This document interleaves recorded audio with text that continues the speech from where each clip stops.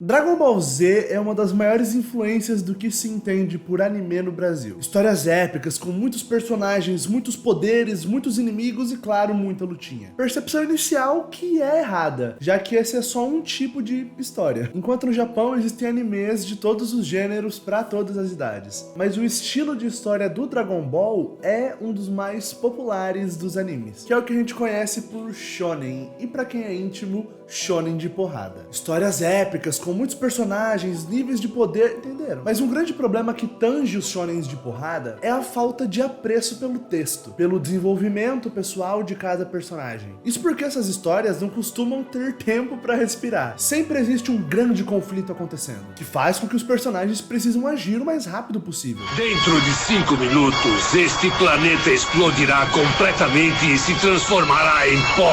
Então os personagens em si são muito pouco relacionáveis, porque o texto da obra não se importa em criar camadas para que você consiga se identificar, se enxergar no personagem. A história tem aquele problema que tá acontecendo, que precisa ser resolvido o mais rápido possível. E aí você tem uma série de lutas que não servem pra nada. Contra o Aizen no Bleach, contra o Majin Buu no Dragon Ball Z. Mas calma, eu entendo que grande parte da graça dessas obras são os momentos de combate épico contra seres muito poderosos, que é quando vai ter um monte de poderzinho saindo na tela. Mas para que o combate seja interessante, eu preciso me importar com os personagens antes. Só que é bem difícil mostrar nuances e trejeitos de uma pessoa que tá lutando o tempo todo. E se tem uma obra que aprecia uma correria contra o tempo e que odeia parar para respirar porque tem muita coisa acontecendo, é Cavaleiros do Zodíaco. Cavaleiros envelheceu muito mal. É bem difícil pegar pra assistir do zero hoje em dia, a menos que você já tenha algum amor envolvido. Mas eu tenho um carinho enorme por essa obra. Em especial, um momento que o Kurumada, o criador da série, Masami Kurumada, em especial o momento em que o Kurumada pisou o pé no freio e deixou a obra respirar. Eu sou o Luiz Felipe e esse é o Lip Sem Foco.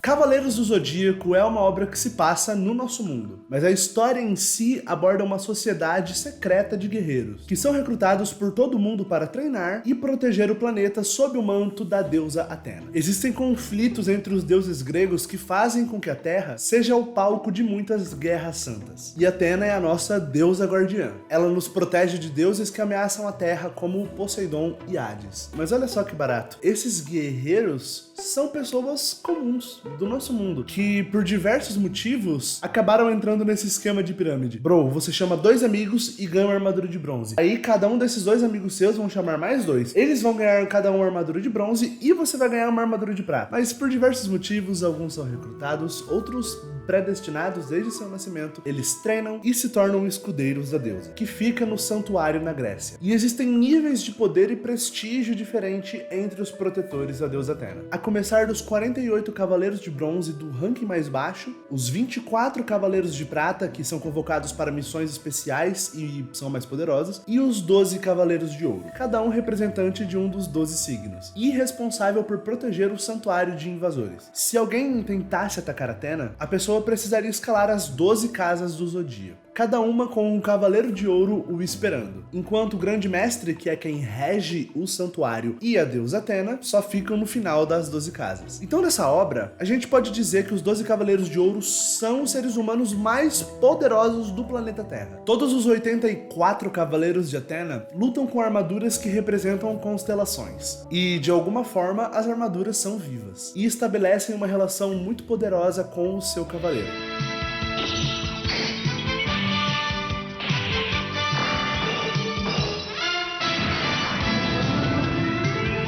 Pensa que existem jovens lutando guerras épicas para proteger todo o planeta, mas na surdina, nos bastidores da sociedade. E a deusa Atena, por sua vez, reencarna de tempos em tempos em um corpo mortal. A Saori Kido, reencarnação de Atena nessa história, nasce antes da obra começar, mas o seu nascimento é um dos eventos mais importantes de toda a obra. Quando a Saori era apenas um bebê, ela foi atacada pelo grande mestre do santuário. A pessoa que, além de reger o santuário, propaga a palavra da deusa Atena enquanto ela ainda não tem idade para fazer isso ela mesma. Só que essa tentativa de golpe foi frustrada por Aiorus, o Cavaleiro de Sagitário, que impede que o mestre a mate e foge com ela no colo. Mas se não bastasse tentar matar Atena, a pachorra do grande mestre era tão grande que ele conta para todo mundo que Aiorus tentou matar Atena. Traidor! Aiorus tentou matar Atena! Traidor!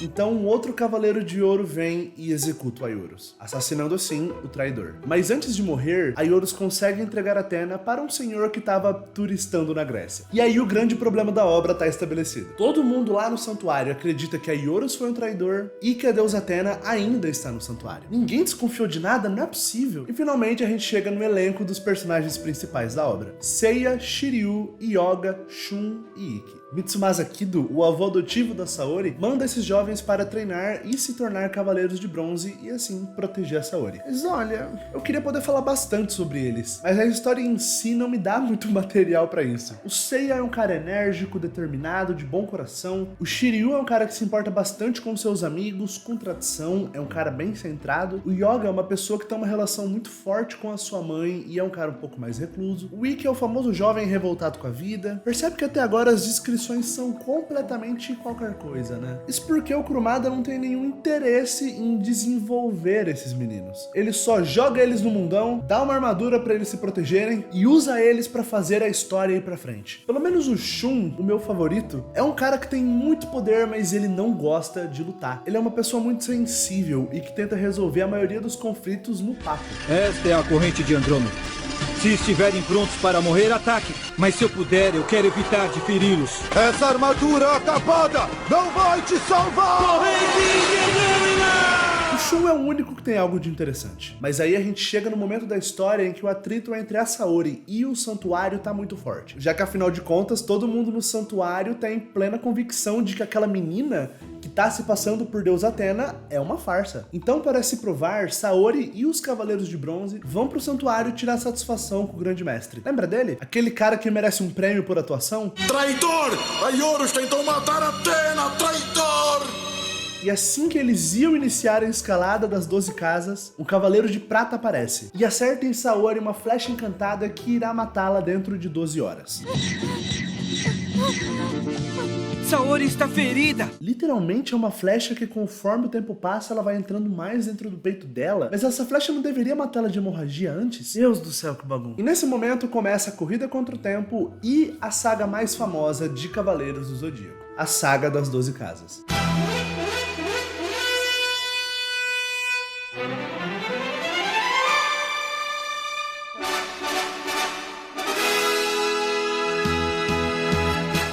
Por mais que a obra não dê subsídios o bastante para que você consiga se importar muito com os personagens, os Cavaleiros de Bronze têm seu carisma, vai. E cara, a gente tá falando de jovens que moram no mesmo planeta que a gente e são inseridos num mundo de batalha entre deuses. E os caras mais fortes que deveriam estar protegendo Atena estão lutando contra ela, porque eles acham que ela é uma impostora. Então fica na mão desses 5 jovens resolver essa encrenca e cair na porrada com os seres humanos mais poderosos do planeta. Tá fácil, né? Imagina a cabeça deles nesse momento, cara.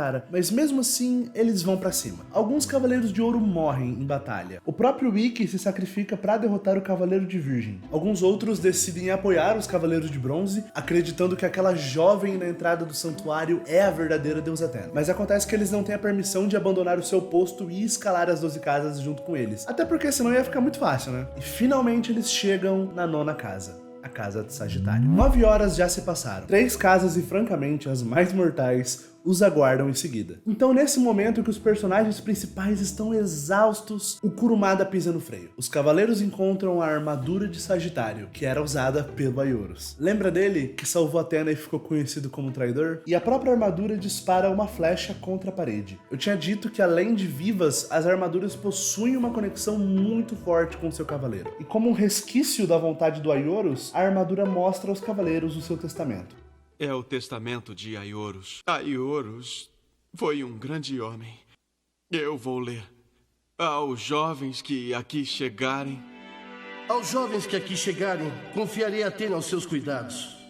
Confiarei Atena aos seus cuidados.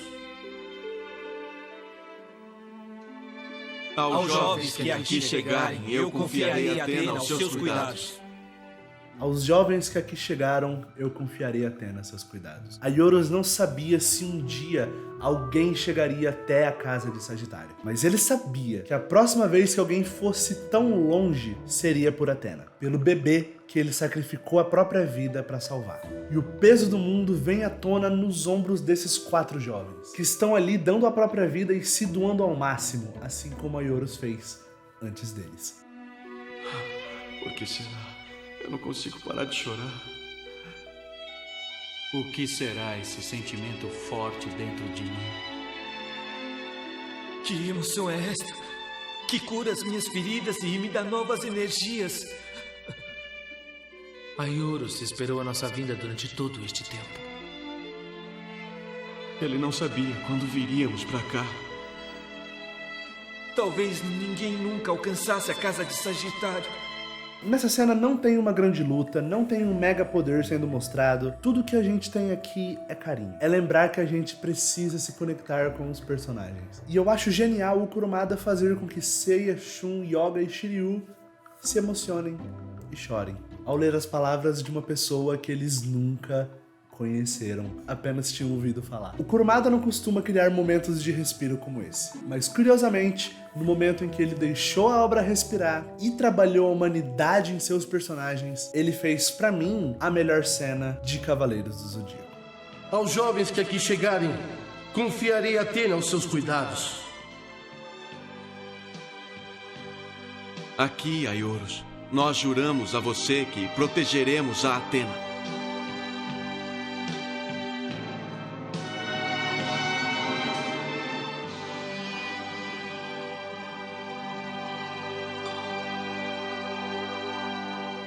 Mas agora eu quero saber de você, você tem carinho por Cavaleiros do Zodíaco? Você curtia a obra quando você era criança? Conta pra mim nos comentários, eu vou gostar muito de trocar essa ideia. Deixa também o seu like pra ajudar na divulgação e se inscreve no canal, beleza? Eu sou Luiz Felipe e esse é o Lip Sem Foco. Muito obrigado. We'll carry on, we'll carry on, and though your dad ain't gone, believe me, your memory will carry on, will carry on, and though you're broken and defeated, you're weary with the marching on.